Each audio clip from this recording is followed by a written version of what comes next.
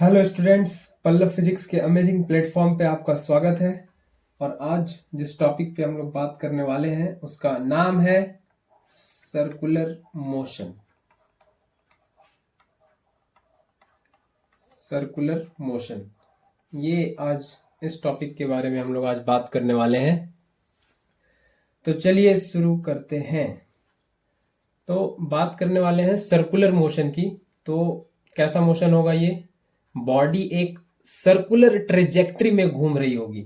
तो पहले एक तो सर्कल बनाए, सर्कुलर मोशन की बात कर रहे हैं तो ये लगभग सर्कल इसको समझें। ये सर्कल है और इसका कुछ ये रेडियस r और एक बॉडी है।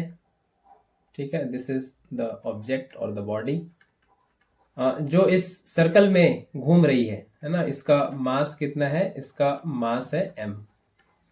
और ये जिस स्पीड से घूम रही है वो यूनिफॉर्म स्पीड है। उसको क्या देते हैं? v। v is the uniform speed. तो v यूनिफॉर्म स्पीड है जिससे ये ऑब्जेक्ट इस सर्कुलर ट्रेजेक्टरी में घूम रही है। ठीक है, तो इस ऑब्जेक्ट के पास वेलोसिटी है।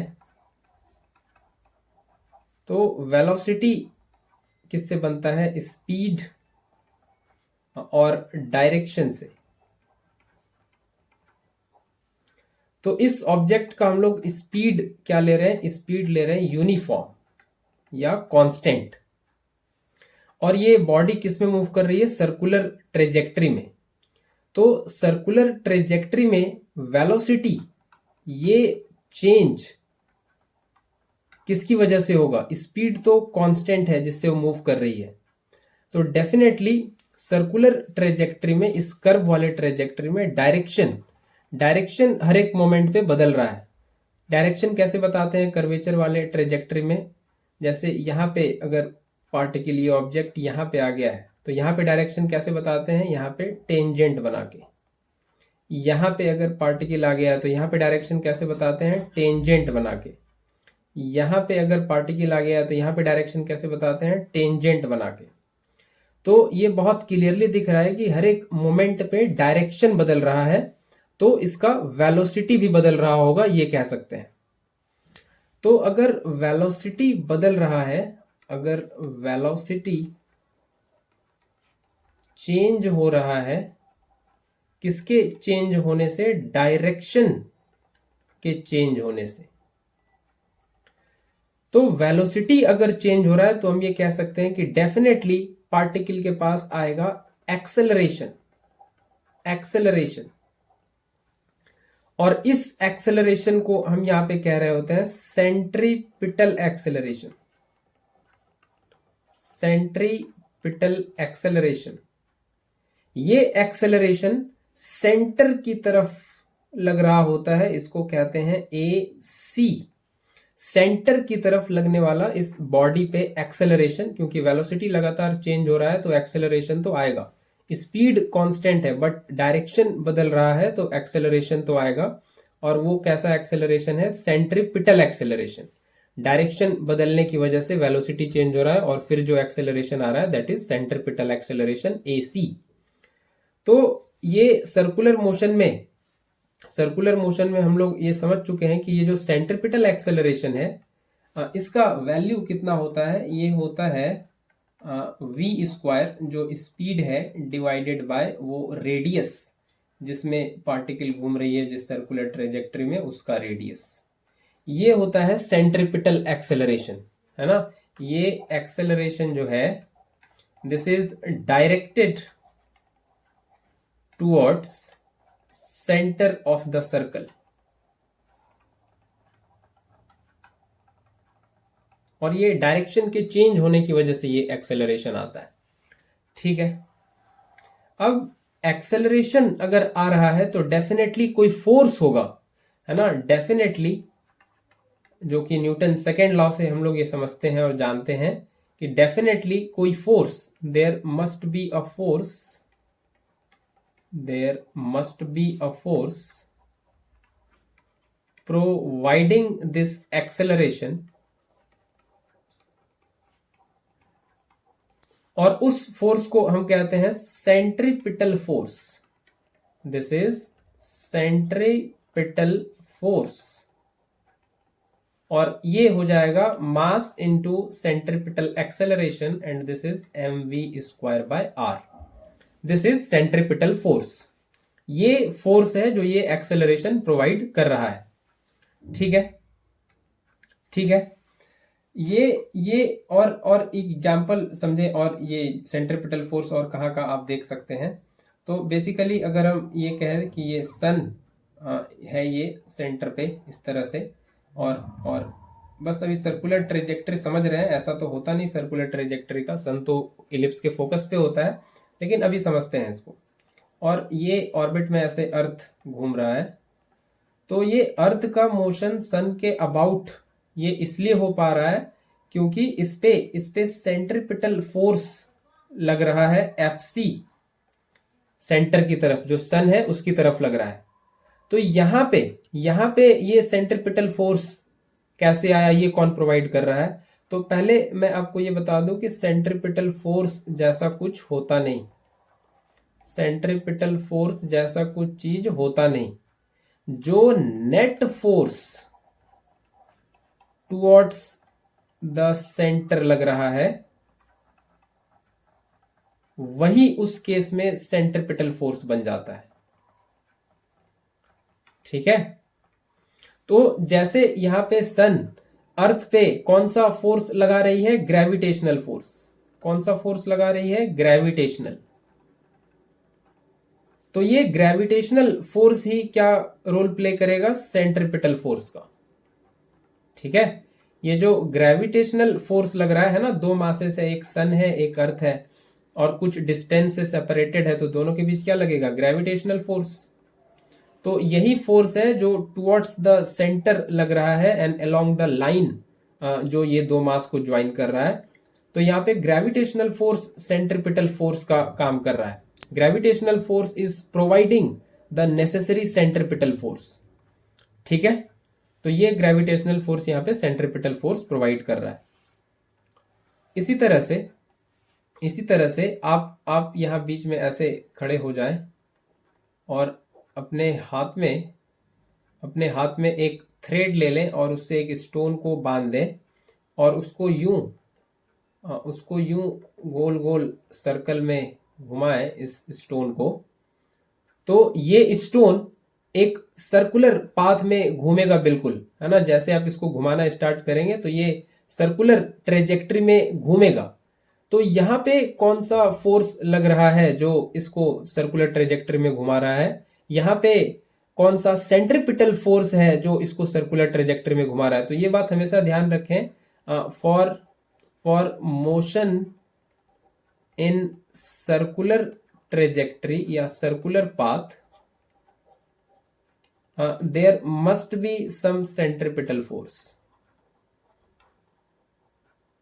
तो इस स्टोन पे जो सेंट्रीपिटल फोर्स लग रहा है वो यहाँ पे क्या है? वो इस स्ट्रिंग, ये जो स्ट्रिंग है इसके अलोंग टेंशन, ये टेंशन फोर्स लग रहा है इस स्ट्रिंग के अलोंग, जो यहाँ पे सेंट्रीपिटल फोर्स का काम कर रहा है। तो यहाँ पे जो टेंशन है along the string, tension force along the string, ये यहाँ पे काम कर रहा है सेंट्रीपिटल फोर्स का। ठीक है, इतनी बात समझ में आई।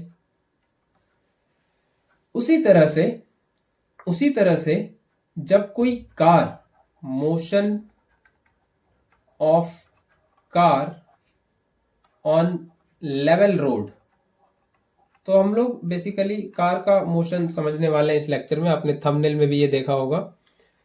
तो कोई कार अगर सर्कुलर मोशन ले रही है हॉरिजॉन्टल रोड पे, है ना, तो ये एक रोड है और इस पे कार जो है क्या ले रही है? ये सर्कुलर मोशन अगर ले रही है, ये रहा कार, और ये क्या ले रही है? ये सर्कुलर मोशन ले रही है। इसका स्पीड v है और ये क्या लेना चाह रही है? सर्कुलर मोशन लेना चाह रही है। तो यहां भी कार को सर्कुलर मोशन लेने के लिए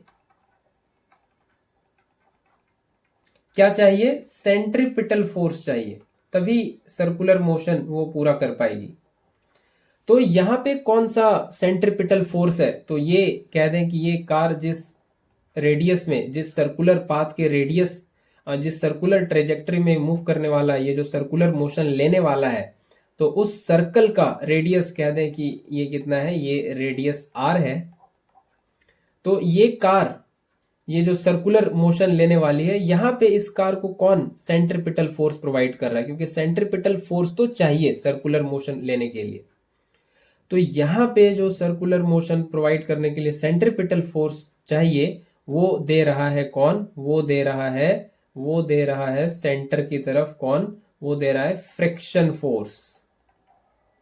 जो फ्रिक्शन फोर्स है इस कार के, ये क्या है? This is car. कार के टायर और सरफेस, ग्राउंड सरफेस के बीच जो फ्रिक्शन फोर्स है, वो यहां पे रोल प्ले कर रहा है सेंट्रीपिटल फोर्स का। तो फ्रिक्शनल फोर्स प्रोवाइड कर रहा है नेसेसरी सेंट्रीपिटल फोर्स, जिसकी वजह से कार सर्कुलर मोशन ले पा रहा है हॉरिजॉन्टल रोड पे। ठीक है, तो कौन हेल्प कर रहा है? फ्रिक्शन फोर्स हेल्प कर रहा है। फ्रिक्शन फोर्स सेंट्रीपिटल फोर्स का काम करता है जब कार हॉरिजॉन्टल रोड पे, दिस इज हॉरिजॉन्टल रोड, ठीक है, ये हॉरिजॉन्टल रोड पे ये कुछ ऐसे, ये इधर सर्कुलर टर्न ऐसे ले रहा है, तो ये कौन हेल्प कर रहा है? फ्रिक्शन फोर्स हेल्प करता है कार को। रोड और टायर के बीच में जो फ्रिक्शन फोर्स है वो हेल्प करता है कार को सर्कुलर टर्न लेने में। तो आइए इसी को थोड़ा और डेप्थ में समझते हैं। तो ये रही कार, ये दिस इज कार। तो कार तो हॉरिजॉन्टल रोड पे सर्कुलर टर्न ले रही, कार तो उड़ नहीं रही है ना, ना ऊपर जा रही ना नीचे धस रही, कार तो उड़ नहीं रही। इसका मतलब ये हुआ कि कार का वर्टिकल डायरेक्शन में कोई एक्सेलरेशन नहीं है ना, कार का no acceleration in vertical direction. Vertical direction में कोई एक्सेलरेशन नहीं है। इसका मतलब ये हुआ कि जितना कार का वेट है उतना ही इस पे नॉर्मल रिएक्शन लग रहा है ना। कार का एफबीडी बनाएंगे तो ये होगा, ये एमजी लगेगा नीचे और नॉर्मल रिएक्शन लग रहा होगा ऊपर।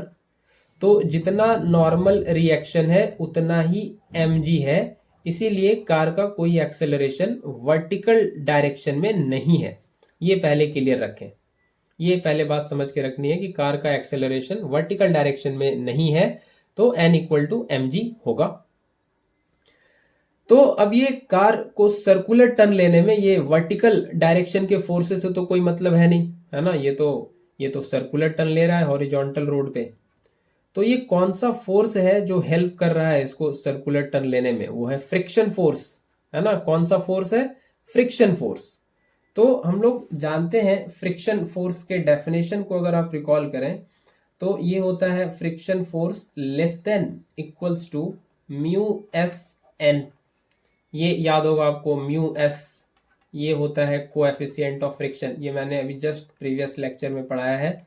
अगर आप फ्रिक्शन से फेमिलियर नहीं है तो आपको यूट्यूब पे जाना है और टाइप करना है फ्रिक्शन पल्लव फिजिक्स, आपको पूरा ये डिटेल फ्रिक्शन पढ़ने को वहां मिलेगा, आप वहां पहले पढ़ सकते हैं। N this is normal reaction. तो ये हम लोग पढ़ चुके हैं, इसको लॉ ऑफ फ्रिक्शन भी कह देते हैं, है ना। ये friction force is less than equals to mu S N. Mu N, ये मैंने क्या लिखा ये थोड़ा सही कर लें, mu S is coefficient of, इसको थोड़ा सही करें, mu S is coefficient of static friction. ये कोएफिशिएंट ऑफ स्टैटिक फ्रिक्शन ये होता है। अगर आपको ये नहीं पता तो आप फ्रिक्शन पढ़ सकते हैं, मैंने अपलोड किया हुआ है चैनल पे ऑलरेडी, ठीक है। ये F is less than equals to mu S N होता है, ठीक है। अब फ्रिक्शन यहाँ पे तो फ्रिक्शन ही क्या है? फ्रिक्शन फोर्स ही प्रोवाइड कर रहा है नेसेसरी सेंट्रीपिटल फोर्स, जो चाहिए कार को सर्कुलर मोशन लेने के लिए। तो सेंट्रीपिटल फोर्स कितना होता है ये हम लोग अभी पढ़ चुके हैं, ये होता है M V square divided by R. तो फ्रिक्शन फोर्स ही क्या है, सेंट्रीपिटल फोर्स है। तो हम फ्रिक्शन फोर्स की जगह लिख सकते हैं mv²/r। ये r मैंने कितना लेट किया, ये कैपिटल R लेट किया हुआ है, तो इसको यहाँ पे हम कैपिटल R ये लेट कर लेते हैं पहले। ये तो कैपिटल R इसको लेट कर लेते हैं, है ना। ये कार जिस सर्कुलर पाथ में घूम रही है, ये जो सर्कुलर टर्न ले रही है हॉरिजॉन्टल रोड पे, उसका ये क्या है, ये रेडियस है। ठीक है, उसका ये क्या है, उसका ये रेडियस है। तो ये फ्रिक्शन फोर्स mv²/r और ये less than equals to μs(n). तो यहां से क्या हो जाएगा, यहां से हो जाएगा mv²/r less than equals to μs, और n कितना है, n अभी ये आया mg के बराबर, n इक्वल्स टू mg, क्योंकि वर्टिकल डायरेक्शन में कोई एक्सेलरेशन नहीं है, तो वर्टिकल फोर्सेस एक दूसरे के बराबर होंगे। तो ये m से m कैंसिल हो गया, और ये v² आ रहा है less than equals to μsgr।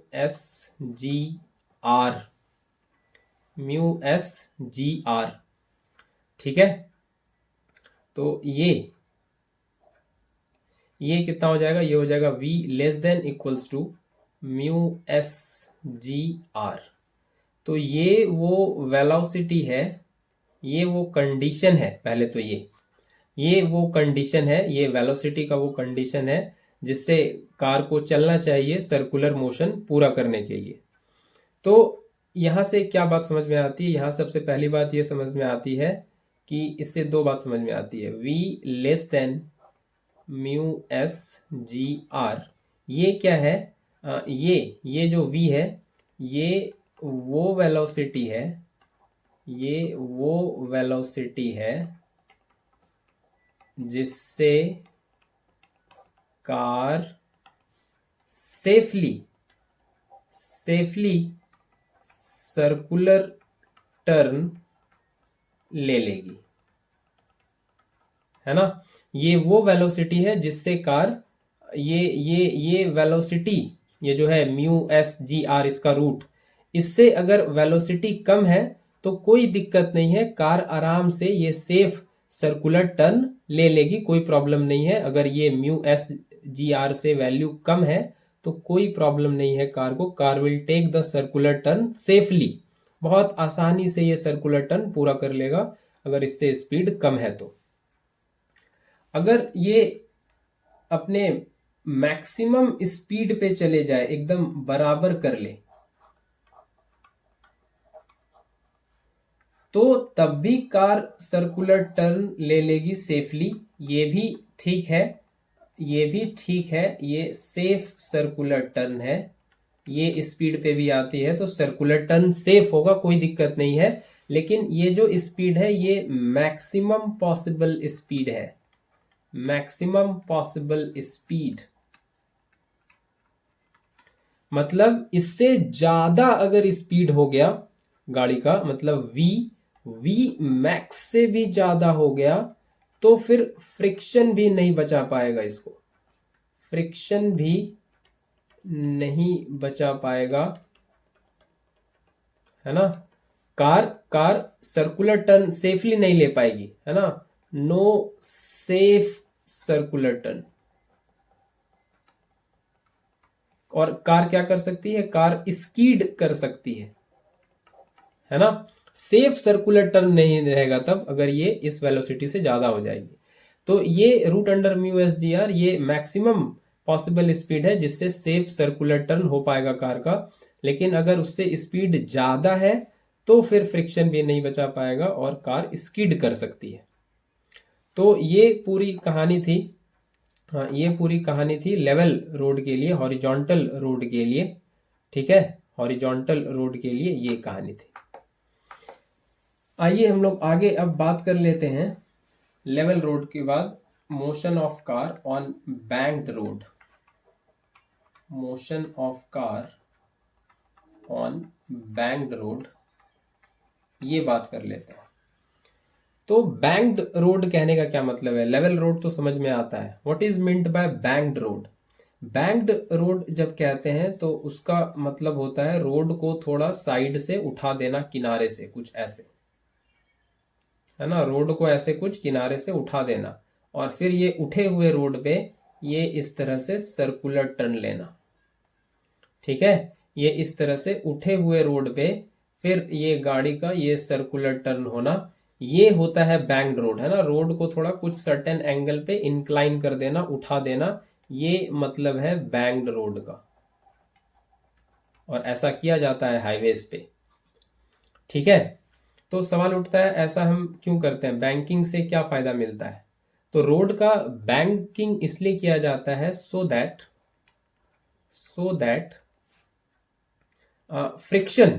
Friction से बर्डन थोड़ा कम किया जाए, फ्रिक्शन का कंट्रीब्यूशन थोड़ा कम किया जाए। कि अगर सरफेस पे फ्रिक्शन नहीं भी है तब भी अच्छे स्पीड पे गाड़ी सेफ सर्कुलर टर्न ले जाए।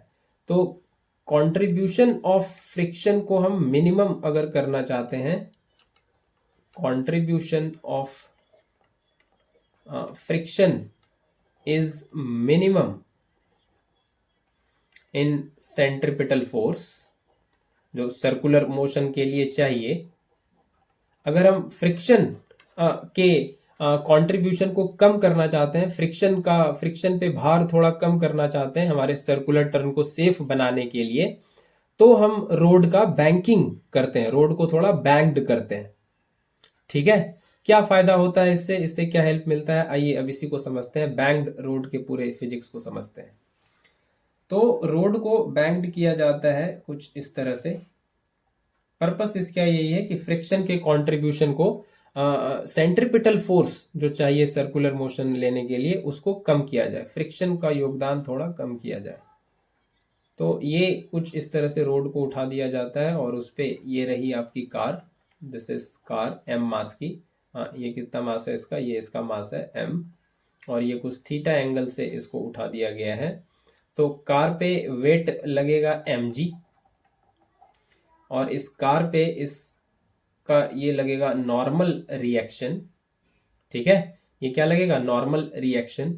और इसका ये वाला कंपोनेंट ये थीटा है, ये कितना है, ये है 90, तो ये कितना होगा 90 माइनस थीटा, तो ये कितना हो जाएगा, ये हो जाएगा थीटा, क्योंकि ये यहाँ से यहाँ तक थीटा है ना। तो ये कितना हो जाएगा थीटा।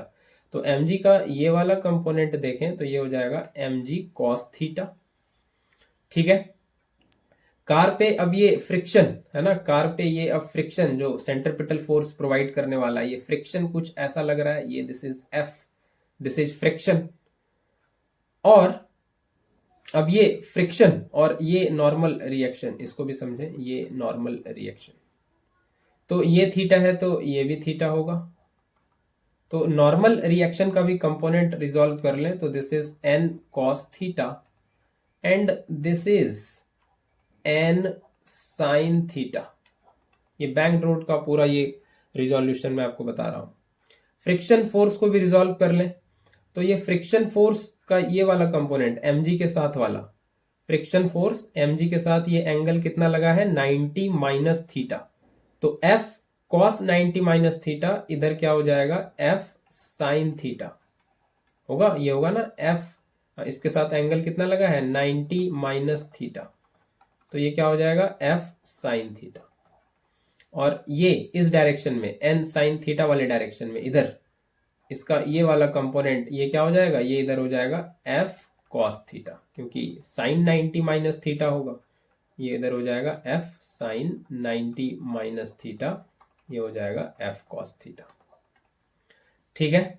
तो फिर से हम लोग वही रिपीट करेंगे कि as there is no vertical acceleration, कोई वर्टिकल एक्सेलरेशन नहीं है, नो वर्टिकल एक्सेलरेशन या no acceleration in vertical direction ऐसे लिखते हैं, no acceleration in vertical direction. गाड़ी उड़ तो नहीं रही हवा में, है ना, वर्टिकल एक्सेलरेशन नहीं है। तो ये हो जाएगा n cos थीटा, तो वर्टिकल फोर्सेस बैलेंस करने होंगे, ये n cos थीटा ये बराबर होगा दो फोर्सेस के mg plus f sin theta, ये हो जाता है इक्वेशन 1। अब यहां पे सेफ सर्कुलर टर्न लेना है, तो सर्कुलर टर्न लेने के लिए सेंट्रिपिटल फोर्स चाहिए।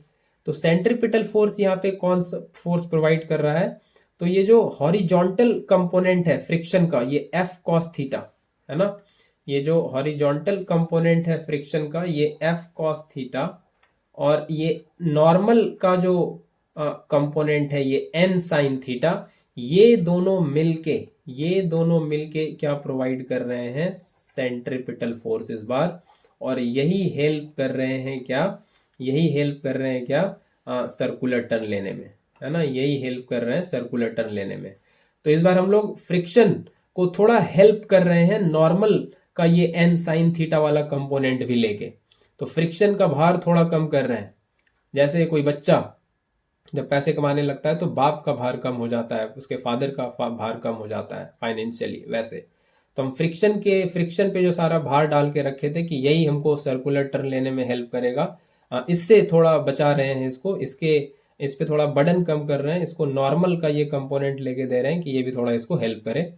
तो इस बार ये दोनों मिलके सेंट्रीपिटल फोर्स प्रोवाइड कर रहे हैं। तो हम लोग यहाँ पे लिख सकते हैं ये F cos theta plus N sine theta, ये दोनों मिलके प्रोवाइड कर रहे हैं नेसेसरी सेंट्रीपिटल फोर्स जो चाहिए सर्कुलर टर्न लेने के लिए बैंक्ड रोड पे। ठीक है, बैंक्ड रोड पे जो टर्न लेने के लिए चाहिए वो ये है इस बारी, समझ आया, ये दोनों फोर्सेस मिलके, है ना, इस डायरेक्शन में हॉरिजॉन्टल कंपोनेंट, ये बेसिकली क्या है, ये हॉरिजॉन्टल कंपोनेंट किसका, ऑफ एफ एंड एन, उसका ये हॉरिजॉन्टल कंपोनेंट है जो सेंट्रीपिटल फोर्स प्रोवाइड कर रहा है mv²/r। ठीक है, इतनी बात आई होप आपको समझ आई होगी। तो आगे बढ़ते हैं यहां से, ये दोनों इंपॉर्टेंट इक्वेशन है। तो अब फिर से वही कहानी कह लेते हैं कि फ्रिक्शन ये क्या होता है, ये होता है less than equals to mu S N. ठीक है, यही होता है friction, less than equals to mu S N. तो वही यहाँ पे यूज कर लेंगे फर्स्ट इक्वेशन में भी सेकेंड इक्वेशन में भी। तो हम लोग यहाँ पे क्या यूज करेंगे, हम लोग स्पीड, हम लोग क्या इवेलुएट करेंगे, यहाँ पे हम लोग इवेलुएट करेंगे वी मैक्स, है ना, कि मैक्सिमम पॉसिबल स्पीड क्या होगी बैंक्ड रोड पे, ताकि सेफ सर्कुलर टर्न ले ले। तो हमको अगर मैक्सिमम स्पीड चाहिए तो हम फ्रिक्शन भी कैसा लेंगे, मैक्सिमम।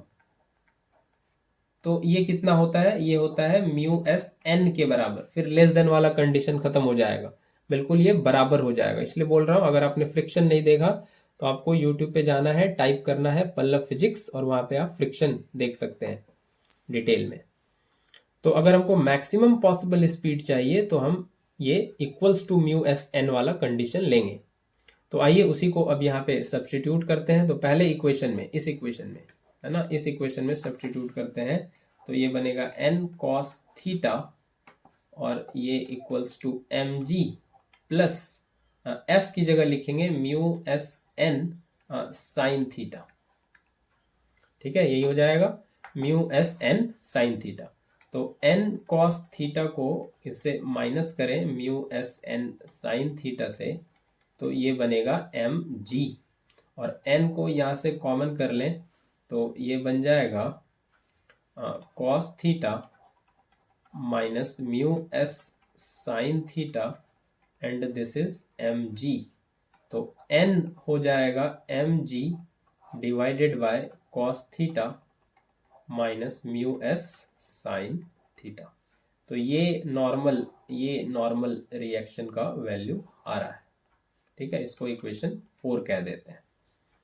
ठीक है, आइए अब इस इक्वेशन पे चलें, F cos theta plus N sine theta second equation पे। तो हम लोग अब सेकेंड इक्वेशन पे चलें, ये एफ कॉस थीटा, ये क्या था, plus N sine theta equals to mv²/r। तो एफ कितना है, ये है म्यू एस एन, और ये cos theta plus N sine theta equals to mv²/r। तो यहाँ से n कॉमन करें तो ये बचेगा mu S cos theta plus sine theta और ये M V square by R. तो n का वैल्यू यहाँ से रखें इक्वेशन 4 से, ये वाला वैल्यू यहाँ पे लाके रखते हैं। तो ये बन जाएगा M G divided by cos theta minus mu S sine theta. ठीक है, यही बनेगा। और ये इधर आ जाएगा mu S cos theta plus sine theta और ये हो जाएगा M V square by R. ठीक, यहाँ तक आई होप आपको ये बात समझ आई होगी। तो यहाँ से क्या क्या कैंसिल हो जाना है, ये m कैंसिल हो जाएगा, m क्या हो जाएगा कैंसिल। अब अगले स्लाइड पे देखें तो ये ऊपर में है mu S cos theta plus sine theta divided by cos theta minus mu S sine theta, cos theta minus mu S sine theta और जी भी है, एक जी भी है, इससे मल्टीप्लाई में एक जी भी है and this is V square by R. ये आ रहा है, आर को इधर कर लें तो इसको मैं इधर लिखता हूँ वी स्क्वायर जी आर और ये हो जाएगा mu S cos theta plus sine theta divided by cos theta minus mu S sine theta. तो ये v हो जाएगा रूट अंडर, है ना, या एक स्टेप और कर लें जी आर। यहाँ से एक काम करते हैं, कॉस से डिवाइड कर लेते हैं न्यूमरेटर और डिनोमिनेटर में इसमें। तो पहले वाले डिवाइड करेंगे तो खत्म हो जाएगा कॉस बाय कॉस 1 प्लस यहाँ पे साइन बाय कॉस हो जाएगा टेन थीटा, यहाँ पे फिर से cos by cos cancel 1 minus mu S sine by cos tan theta. ठीक है, और ये मैं आपको रिमाइंड करा दूं जरा, ये मैं आपको रिमाइंड करा दूं कि हम लोग ने f equals to mu S N रखा है, तो ये v मैक्स है, ये v मैक्स है, ये v मैक्स है ना, ये क्या है, this is v maximum, maximum, maximum. तो इवेंचुअली जो रिजल्ट आएगा वो है v max equals to root under G R mu S plus tan theta divided by 1 minus mu S tan theta. तो ये रखना है आपको ध्यान में, ये एक इंपॉर्टेंट रिलेशन है। ठीक है, v max equals to root under G R mu S plus tan theta by 1 minus mu S tan theta. तो यहाँ से ये आपको दिख रहा होगा कि ये जो वैल्यू आया है v मैक्स बैंक्ड रोड के लिए, बैंक्ड रोड के लिए ये आपको ज़्यादा दिख रहा होगा, आप कंपेयर करेंगे v मैक्स लेवल रोड के लिए, हॉरिजॉन्टल रोड के लिए, इसके लिए ये जो आया था पहले ये वाला, इससे क्या है, इससे वैल्यू ज़्यादा है ये बैंक्ड रोड के लिए, है ना। इसका मतलब ये हुआ, इसका मतलब क्या हुआ, इसका मतलब ये हुआ कि मैक्सिमम परमिसिबल या possible permissible speed for safe circular turn, for safe circular turn banked road पे लेवल रोड से ज्यादा है। क्यों ज्यादा है बताइए? क्योंकि बैंक्ड रोड पे फ्रिक्शन के साथ साथ क्या है, ये n साइन थीटा वाला, है ना, फ्रिक्शन के साथ साथ ये n साइन थीटा वाला दो कंपोनेंट f cos थीटा भी और n साइन थीटा भी, ये दोनों मिलके सेंट्रिपिटल फोर्स प्रोवाइड कर रहे थे। तो आपको बचाने के लिए यहाँ पे आपको स्किड से बचाने के लिए यहाँ पे दो ताकतें लगी हुई है, और लेवल रोड में बस एक ही फ्रिक्शन ही था, यहाँ पे दो लोग लगे हुए हैं आपको बचाने के लिए, आपके कार को स्किड से बचाने के लिए। तो इससे आपको एक एज मिलता है कि आप ज़्यादा स्पीड पे टर्न ले सकते हैं बैंक्ड रोड पे। ठीक है, बैंक्ड रोड पे आप ज़्यादा स्पीड से टर्न ले सकते हैं। ये लॉजिक है। तो ये जो वैल्यू आया है अभी, ये वी मैक्सिमम बैंक्ड रोड के लिए, ये जो वी मैक्सिमम आया बैंक्ड रोड के लिए, ये कितना आया है? ये आया है root under G R mu S plus tan theta, mu S plus tan theta by 1 minus mu S tan theta. तो अगर म्यू एस को जीरो कर दिया जाए, इफ म्यू एस जीरो, तो ये क्या हो जाएगा? वी मैक्स, इसको हम कुछ और वैल्यू कह दें, इसको कह देते हैं वी नॉट। तो ये बन जाएगा कितना? ये बन जाएगा रूट अंडर जी आर, और सब जीरो हो जाएगा, नीचे ten theta, mu S zero, तो ये भी जीरो, ये भी जीरो, सिर्फ बच जाएगा टेन थीटा। तो ये फिर कुछ नया speed V not equals to root under G R tan theta, ये आ जाने वाला है। ये वी नॉट ये हो जाएगा root under G R tan theta. तो ये स्पीड गाड़ी की कब आएगी, कार की कब आएगी? If mu S zero. तो ये कहना चाहते हैं कि इस स्पीड पे, at this speed, at this speed a safe circular turn is possible, safe circular turn is possible even if there is no friction। अगर फ्रिक्शन नहीं है, देखिए म्यू एस जीरो कर दिए, फ्रिक्शन नहीं है ना, हमको ऐसे कह सकते हैं फ्रिक्शन की जरूरत ही नहीं है ना, नो नीड ऑफ फ्रिक्शन। अगर फ्रिक्शन नहीं भी है और हम अगर इस स्पीड से हैं root under G R tan theta, तो फिर भी हम क्या हो जाएगा? सेफ सर्कुलर टर्न इजिली ले जाएंगे, सेफ सर्कुलर टर्न बहुत आसानी से कर लेंगे अगर हमारा ये स्पीड है तो root under G R tan theta. ये बताना चाह रहे थे यहाँ पे। तो अगर हम ये स्पीड पे हैं तो हमको फ्रिक्शन की जरूरत ही नहीं है हम स्पीड से बचाने के लिए, ठीक है। लेकिन अगर आपके कार की स्पीड है ना, अगर आपके कार की स्पीड इस v नॉट से भी कम हो गई है ना, इस स्पीड, आपके कार की स्पीड v नॉट से भी कम हो गई, फिर क्या होगा? फिर दिक्कत होगा, फिर आपकी कार जो है वो स्लिप करने लगेगी, वो स्लिप करने लगेगी, वो स्कीड करने लगेगी, है ना, वो आपकी कार स्लिप करने लगेगी। क्योंकि ये वो स्पीड था, ये वो स्पीड था जब अगर फ्रिक्शन नहीं भी है, फ्रिक्शन की हमें जरूरत भी नहीं है, फिर भी हम ये स्पीड से ले जा सकते हैं।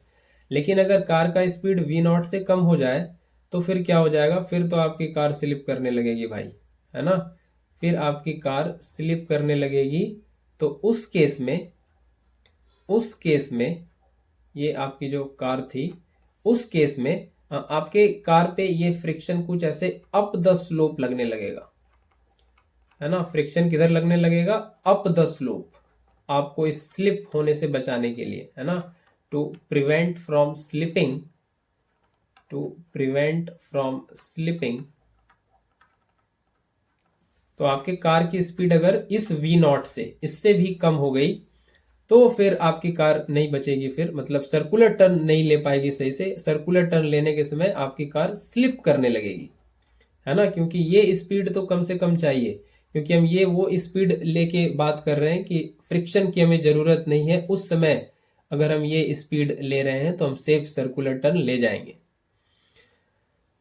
तो अगर कार की स्पीड अगर इस सिनेरियो में आपकी आ गई कि वी नॉट से भी कम हो गई, तो फिर कार आपकी स्लिप करने लगेगी। और फिर फ्रिक्शन का क्या काम होता है? फ्रिक्शन का तो यही काम है, फ्रिक्शन अपोजेज रिलेटिव स्लिपिंग या रिलेटिव मोशन। स्लिप से बचाने के लिए ही तो फ्रिक्शन है। तो आपके कार की स्पीड जब इससे कम हो जाएगी तो सर्कुलर टर्न लेते समय आपकी कार इधर ये स्लिप करने लगेगी, इधर क्या करेगी? इधर स्लिप करने लगेगी। तो जो फ्रिक्शन इधर लग रहा था पहले, वो अब इधर लगेगा, अप द स्लोप लगेगा, ताकि आपकी कार स्लिप ना करे, ठीक है, ताकि आपकी कार स्लिप ना करे।